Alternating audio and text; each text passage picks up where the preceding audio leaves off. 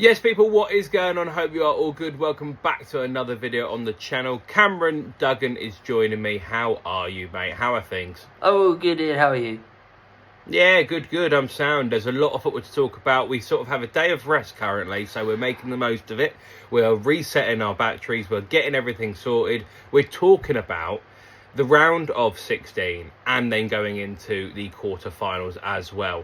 Let's get into this straight away. I'm going to rip up through all the scores before we start, just so anyone who is unaware. Canada lost 3-0 to Morocco. They are out, the first of the home nations to go out. Paraguay, unlucky against the French, lost 1-0.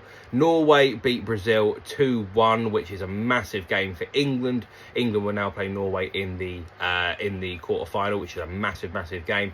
England, of course, everyone knows, through against Mexico in one of the best games in recent World Cup history, potentially of all time. One of England's greatest ever performances, which we will talk more on properly.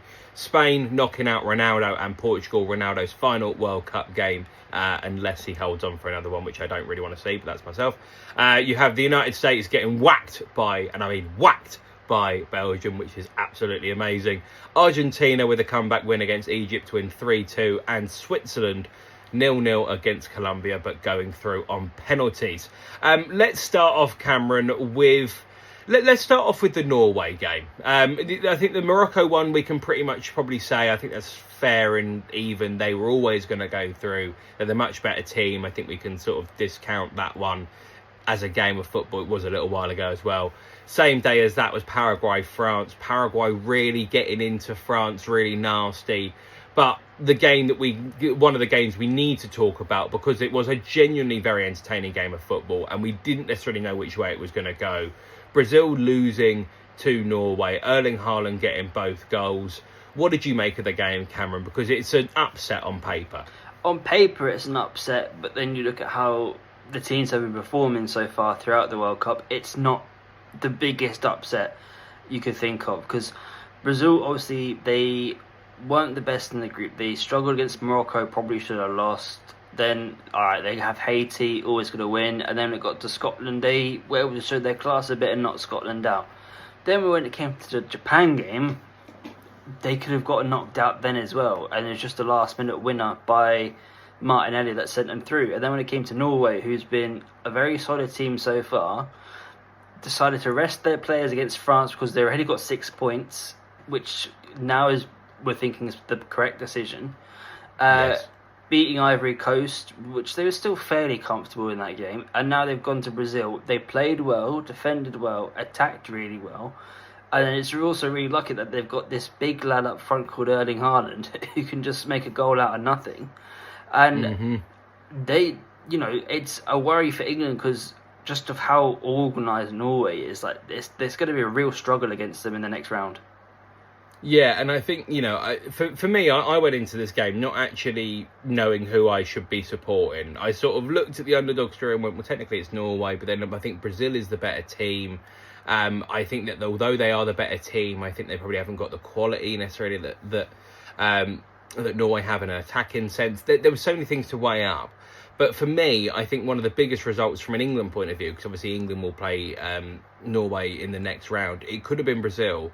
And the next game is in Miami, a stadium that I know very, very well. It's the Miami Dolphins Stadium. It gets very, very hot, especially in the summer. It's going to be a vibe for England now that I feel like they can go in and actually think, no, we can get a foothold in this game. The Brazilian population in Miami is absolutely massive. The heat in Miami is big. At least now it's both teams dealing with the heat and them not having to deal with the Brazilian fans, who would have been a real problem to go up against. Maybe the same way you could say for the Mexicans in the Estadio Azteca. But it was a sort of weird one to know who England wanted to play. But obviously now Norway are going to be the team that we're up against. And it's a tough challenge. But a lot of people are saying it quite clearly. Maybe it's just a case of you deal with Haaland and you'll be okay, which I know is easy to say on paper. We'll have to wait and see if that actually happens. Do you want to go very quickly? I obviously did my review for the England-Mexico game, but Cameron, what did you think of that England-Mexico fixture? Because obviously a fantastic win and one of the greatest England games of all time. But what were your thoughts for the 90 minutes? Well, for me, over the 90 minutes, it was me coming to a realization really of just how good Jude Bellingham is. Because like before this tournament started, you know, we've seen him in previous tournaments. We've watched him for Real Madrid. We watched for Dortmund. I thought he was a good player, but I didn't realize, you know, how good he actually was properly. Because like the last tournament for me, he's been a bit disappointing, maybe a bit overhyped. Yes, he scored important goals, but the general play had been quite poor. This tournament, without him, I think we'd be out already. We could talk about Harry Kane's goals and stuff, but without Bellingham and his work rate in midfield, getting up and down, supporting Kane, and then helping out the defence, especially in that last 20 minutes against Mexico, my God, what a player he is! Just constantly working his socks off. He reminds me of Gerrard a bit, the way he just be all over the pitch, helping out wherever he can. I know you can probably rise if you want, but it's like it's my comparison.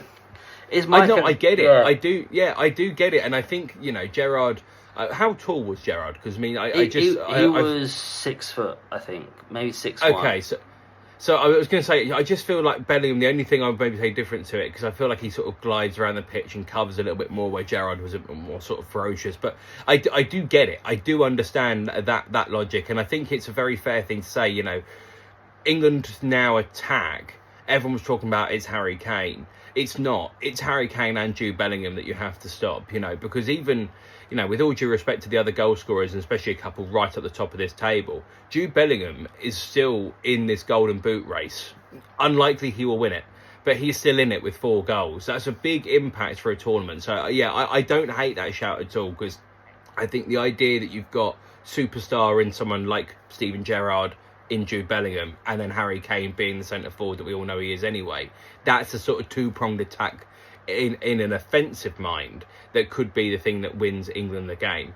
And again, I'll sort of move past this game because we have still got other bits to talk about, and we will come on to England again afterwards. But yeah, I thought England were great myself, and you agree, because I think the atmosphere, the game, the sending off, massive thing as well, the mental capacity, you've got to get round that as well. It was huge. But talking about mental capacities, one team did not deal with the mental capacity as well as they needed to. And funny enough, it deals with red cards as well. Before we go into the actual game itself, Cameron, obviously we know Belgium won against the US. But before the game kicked off, the day of the England game, we found out the most barbaric news, which was that Florian Balogun's... Sorry, Florian Barrett... I can't even speak English. Balogun. That's a problem. Thank you. Balogun's red card gets rescinded, 24 hours before kickoff? And then all of a sudden, everyone's acting as if it's fine. And it's because of a certain duck. You can put 2 and 2 together who that is. That's now made a phone call and has basically ruined the integrity of football. That is essentially what happened. What is your opinion on all of this, Cameron? Because for me, I'm outraged. Yeah, it was ridiculous. In fact, he gone and called his mate at FIFA to be like, come on, can he play? It's World Cup, come on, can he play? But do you think, genuinely, Cameron, and sorry to interrupt you, because I do want to throw a maybe slight accusation out there. Slight, and it's not because I have any evidence, but it's something I could see potentially happening. Do you think that Mr. Donald Trump has potentially said, if you do not rescind the red card, we will then pull out of hosting tournaments and doing things and causing a problem? And actually it's the money that has spoken in terms of a sort of, not blackmail, don't want to say that, but something of a similar capacity. Because I don't think it can just be, oh yeah, can you please let our mate off? What's the angle that's been taken, do you think? I reckon it's definitely the money side of it. I mean, you also got to be thinking as well, obviously the FIFA president, he's been travelling in and out of all the games. So what happens if he's just not allowed back in? Yeah. But that could be a side of it. I think, obviously, the World Cup itself has got tons of money involved in it. You've seen it already, just even for the fans' perspective, how much tickets are, how much the travel is from New York to the MetLife, just on like a single train ticket that's meant to be a couple quid. You've seen like the price in the stadiums, you've seen all of this, but it's like, I think it's a good thing that, well, I reckon it's a thing where it's a case of Trump's gone in and was like, look, we've spent so much money on this tournament. We want to try and get ourselves far. We think it'd be good for the World Cup if the Americans can spend their money constantly throughout this tournament to try and get as far as you can. Because obviously they're thinking as well for the viewership in America. This, like, all their games has been like record highs of their men's national team. So I think that's also part of it. I also think just because Trump can pretty much do whatever he wants and no one's going to tell him no, I think that's also why it happened. But for me, I just feel sorry for Balogun because, like, he's had no say in it. Like, he probably would have just wanted to get his red card out of the way and be like, okay, let me try and be there for the quarterfinals, you know, if they're beating Belgium. But then Belgium seen it, appealed it, got shot down, and then they're like, okay, we're going to go out with a bit of extra fire in our bellies. And it's like they went 1-0 up early. America did well to put it back with a free kick, but then Belgium reacted quick to make it 2-1. So they're always in control. And then eventually they go on to win the game. It's just, for me, it's put another damper on the tournament after what we've had already throughout as well, with like Iran being treated poorly.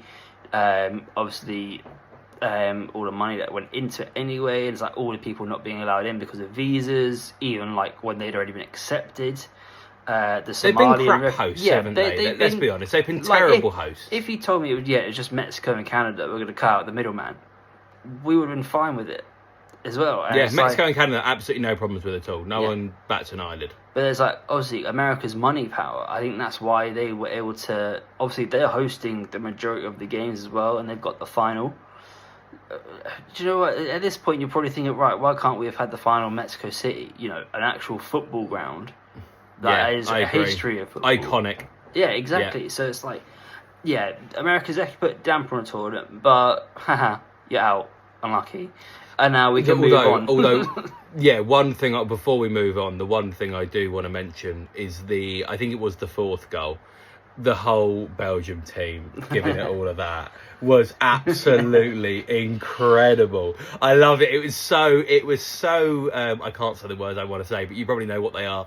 It was so straight to America, the host nation, the fans that have been giving it the verbal as well, who think that they're absolutely amazing. The whole tie was just an absolute humbling, which is fantastic.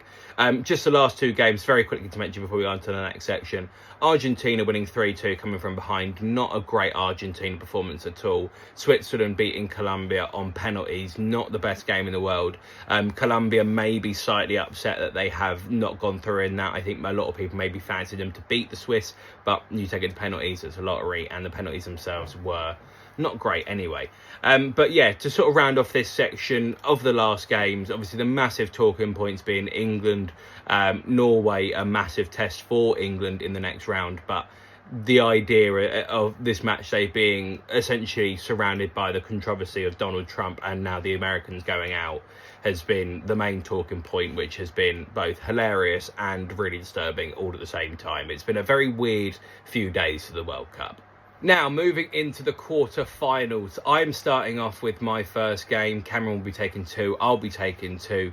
The first game we're talking about is France versus Morocco, and I'm going to throw out a shout here that this might be where the French go out. Now, I think with this game, and Cameron, I do want to know your opinions as well, I think the French haven't really been tested, and I think the Paraguay team disrupting their flow. Because let's be honest, they didn't score from open play. They did score a penalty, and that was what put them through. I'm not sure if they'd have played another 420 minutes, whether they would have scored. Obviously, that's only hypothetical. We'll have to find out. But I do think this France team has had a good run so far in terms of who they've played against. You look at Senegal, who a lot of people thought they're going to be a problem. Well, they went out early. You look at Norway, who when they played them, they beat them convincingly, but Norway did rest a lot of players. Of course, winning the other game in the group very easily. I think they've had a very good run, and I think this is the point where they're going to start playing teams of quality. It's going to be a place against either Spain or Belgium in the semi-final. I just feel like this France team is going to be tested, and I think the team that needs to test them is Morocco, because Morocco are so counter-attackive that very quickly this French team could go from complete control going forward to then absolutely backs up against the wall. defending, and I do think they've got the quality. The only thing I don't know about is Saibari. If Saibari is playing, then I feel like Morocco have got a real chance. If he's not, then maybe they won't have enough. But what do you think, Cameron? Because I think this has got banana skin potentially in this. It does have potential banana skin. For me, Morocco have had it, fairly tough already in this tournament. They had to be in a group with Brazil. They passed that test. Really should have won that game and ended up top in the group. However, just because of goal difference, they end up being second, and now they had to go through the Netherlands. The Netherlands were not going to be an easy game for them, but they still looked pretty good in that. They got the job done, even though it was on penalties, and then they had a nice, easy game against Canada. But that's also a host who had the home backing. So they've had tougher games, I think, throughout. France, Senegal was the only difficult game so far, but they beat them convincingly. Senegal should have been playing the USA, but they let their concentration slip in the last 10 minutes of that game, and then they went out. So, really, I'm thinking, for me, Morocco could easily cause an upset, just because of how their team defends. You also got Hakimi versus Mbappe on this left-hand side. They know each other from PSG. Hakimi's the best right-back in the world. And, there's got a lot of good ballers for Morocco who can, control the game, cause upsets. It's not going to be very straightforward for France at all. Do I think they can... I don't think it will be either. And I think that... I'm going to ask you for a score prediction, Cameron, because we need to move on. But I think this has got banana skin written on it. And I don't think that... although I would still back, and I'm still going to throw my prediction out, is that France win this in extra time. I'm not convinced that this France team handles this pressure that well. Well, I think it'll be 1-1. It'll go all the way to penalties, and then I'll let God decide who wants to go through. I do not hate that as a guess either. I don't hate that as a prediction. Yeah, because for me, look, France should. Everyone knows France should. They're the favourites for the tournament. They should go through. However, we've seen upsets already in this World Cup. When there's got to be some left. Yeah, 100%. I mean, even we talk about should. Argentina should have beaten Egypt yesterday, and for a big chunk of that game, we didn't think that was going to be the case. Moving on into your game, Cameron, it's Spain versus Belgium. What do you think of these two teams? Because they've had very different routes to get to where they are. Well, Belgium started out of the group. It was only their win against New Zealand actually, got them out and into the round of 32. They should have gone out to Senegal. They should have. Senegal should not have let them get one goal back, let alone turn the game around completely and win 3-2. But then you think, okay, fair enough, they've gotten through. They then played the USA, and there's a lot of talk before the game from outside factors, and then they went and beat them comfortably.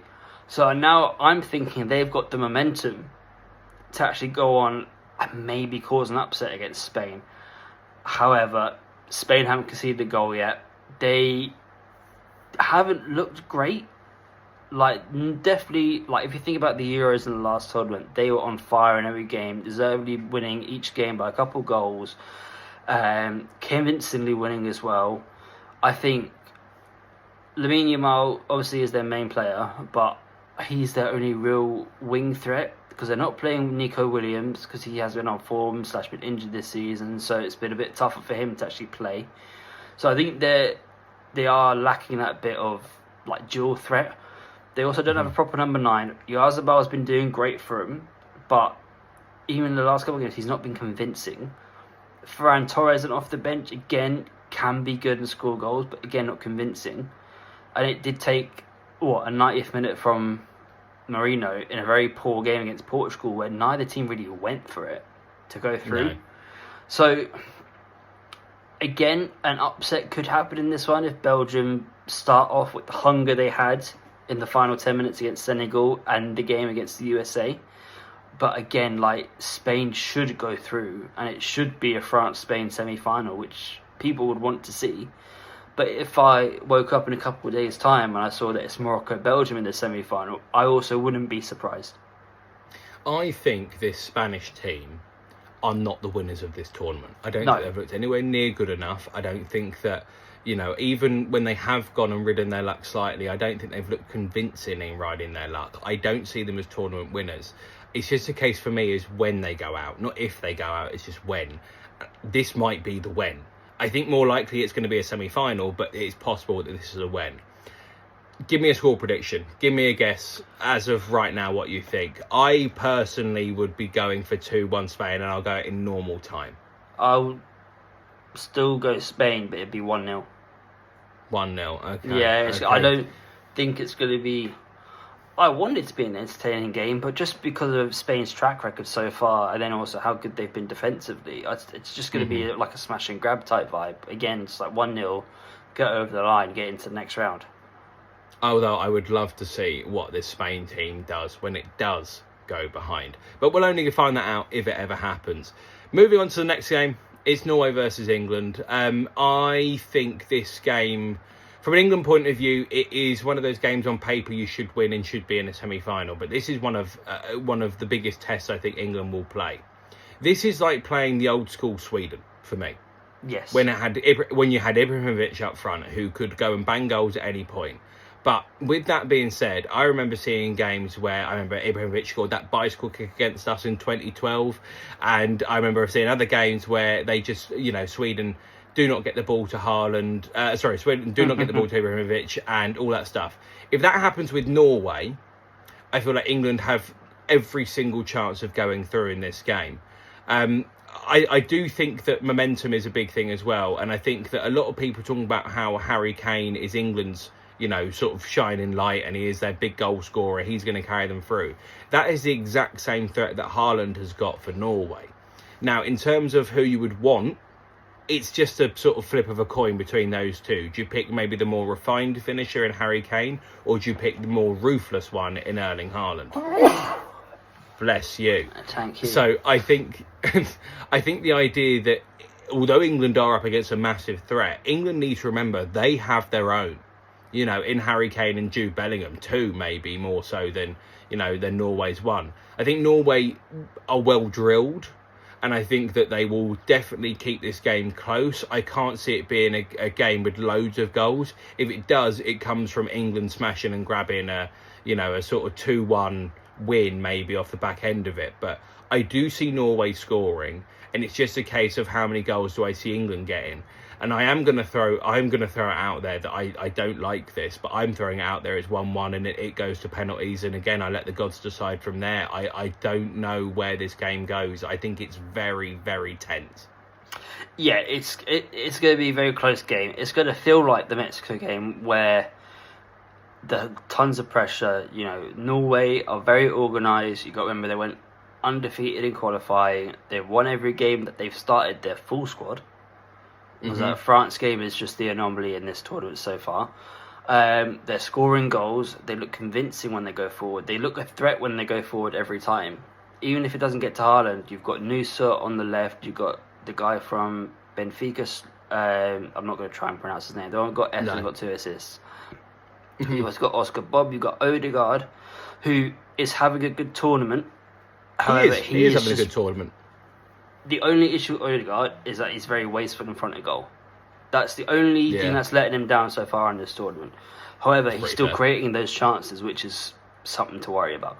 I think the fact that Haaland plays in the Premier League and every player in this England team in defence is a Premier League player who's had to deal with him, I think that will help us out as well, just by trying to keep him quiet. However, it is very difficult to stop unstoppable force. That is Erling Haaland. So both teams will score. I think England scrape through and get to the semi-finals. But it's going to feel like the Mexico game, and it's probably going to feel like that Denmark game in previous tournaments where we went like 1 goal behind and then we had to work our way through it again. Like it's never going to be easy, is it, Ian? No, and I think I do think that the one word that keeps coming into my brain about this is if England do want to go through, England have to fight their way through, and it's a fight that you've got to go and win. It's not you can out tactic them, and it's not anything like that. You've got to find different ways to win in different capacities. We saw it with the England-Mexico game when Dan Burn came on the pitch as well. Mexico are very small. We spoke about it off camera after we recorded. Yeah. Whack on the 6'6" lad to go and clear everything. It's a great thing, and I love the fact that England have got that. And I think that's the way that England are going to go and win this game, is find the best way to put your best foot forward in a fighting sense and go toe-to-toe with them. I think that's the way that England are going to do it. But talking about going toe-to-toe, it's a big task for Switzerland to go and upset Argentina. Do you think it's possible, Cameron? Yes, 100%. Oh, go on, please. Argentina have not impressed me at all. I think they've been very lucky to get to where they are. They've played in a very easy group, and they won that fairly comfortably without really any kind of hiccups or anything like that. Now they play Cape Verde, a team who is loved by all because of how they played in their group stage, and they needed extra time to get through, and fortunate to get through as well. Mm-hmm. Then they come against Egypt and they were 2 goals down, and look, fair play, they fought back, they won the game 3-2. But you go 2-0 down against higher opposition in this tournament, you will not come back. You don't come back. You don't come back. So I think they've also been very reliant on Messi's magic. However, he's pushing 40 as well. How much magic does he actually have left? He scored a very good equaliser against Egypt. But this Swiss team now, like Norway, they're very organised. They've got good individual players on their own.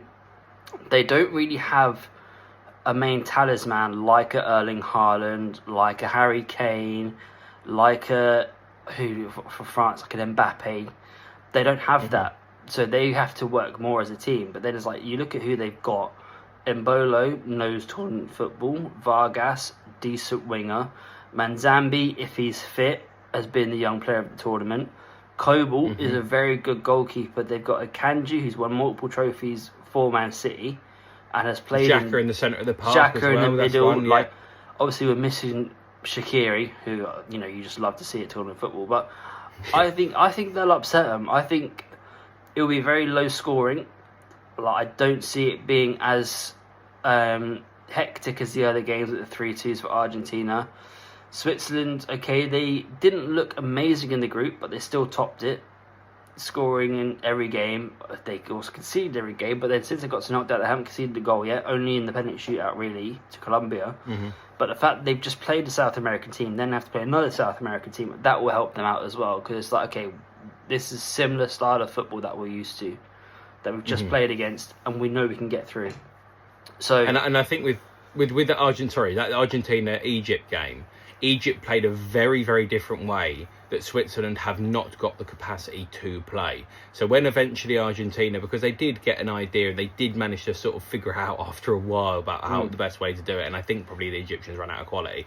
They are not going to go up against that, so they are going to have to go and find completely different opposition to basically go and judge about how to play this game against. And I don't think they've really had it. You've got to think they played an African nation in the round of 32. In the round of 16, they've played another African nation. In the group, who was their European nation that they had? I can't even remember now. Austria. Yeah, Austria, who are not as good as Switzerland. I think it's very, very possible that the European team does cause an upset here. I don't know if it's likely, but I think it's possible. With that being said, I'm still going to go for a 2-0 Argentina win for me. What's going to be your prediction? Are you predicting that they are going to go out? Yeah, I'm going to predict 2-0 Switzerland. Okay, that's very, very big squid and 4-goal swing there. But, I think that really does sort of say it as it is about this World Cup at the moment. Thank you for those predictions, Cameron, because I think that it is a point where now we're sort of getting those bigger nations are starting to come through. Yes, we're talking about the France, we're talking about the Spain, but I don't think anyone has really shone a massive light in this tournament. Even England, when we're talking about England looking good after the previous game, didn't necessarily look great in the 3 games before that. I don't think any team has really covered themselves in all that glory. France maybe being the only one who hasn't yet been tested. I feel like there's a lot of question marks around this stage of the tournament, which means there's a lot of possibilities, meaning it's going to be one of the most fun parts. Oh, 100%. It's going to be... It's a hard to predict tournament. You've had loads of tournaments before where you think, right, they'll get through. And they get through. They'll get through. And they've gotten through. And it's like this one, you're thinking, actually... Morocco could upset, Belgium could upset, Norway even though it's probably a bit more even on paper, but they could upset England. We don't want it to happen, so, touch wood. But then Switzerland could upset Argentina. It's like there's a lot of these games where you're thinking, okay, they're on paper, these are smaller nations who don't have the quality as these other ones, but they could very easily, like, if I was to tell you Morocco got to a final of a World Cup, how surprised would you be? I was, it's very good that you said this, because I was literally just going to round this video off with giving a prediction as of right now, with still a few games to go. If you had to guess right now who were the two teams that would make the final, and I was just trying to think in my head about which way I would go, and I looked from our half and I looked from the other half, and it came into my mind it was a Morocco-England final. And that was whether I agree with it or not, I don't know. But the fact that I genuinely think it could be a possibility really does sum up where this tournament is. I'm going to ask you that same question, Cameron. As of right now, if you had to put your money on a final out of the teams that we've got available, who would you think actually could do it? What would you not be surprised to see? The boring answer at this stage would probably be France versus an England or an Argentina. That's the boring one. However, I would not be surprised if we did see Morocco in a final. But obviously, if they get past France, I think they've got it. I think they'll beat Spain or Belgium. I actually thought, I didn't know how the draw went. I actually thought that Morocco played Spain, and I thought, Morocco 100% beat Spain. I think they'll definitely have their number. If they get past France, I think they'll do both of those other teams as well. 100%. So, and then you're looking at the other side. The boring answer is, again, England or Argentina get to the final, and then we've got a potential repeat of 4 years ago. However, if I was to turn around and say, Norway get to a final, I don't think people would hate it. Don't hate it at all. If it's a Morocco-Norway final, obviously two underdogs, two teams you wouldn't expect to even get that far, you would then have a new winner. I like a new winner. Shoot me for it, but I like a new winner. I think it's the sort of thing that makes a World Cup better. But we are running out of time, so we do have to round this up. I agree though. I feel like the possibilities with this sort of round of final 8, quarter-final round, semi-final and the final, I just think there's a lot of things that can go very, very differently this tournament, and I think it's why it has been such a good tournament on the pitch, not off it. But that's a different thing for a different time, which we may talk about more. Who knows? Who knows what comes up? They hopefully will stop interfering now that they're out. But that is it from us. Cameron, thank you very much for joining me. We've got loads of World Cup content coming up. They'll be doing reactions for a lot of these games, maybe not all of them, depending on what happens. But there'll be plenty of stuff to come from us. So make sure you like, share and subscribe. Check out all of our content on social media. And make sure we enjoy this World Cup, because it is lining up to be an absolute banger.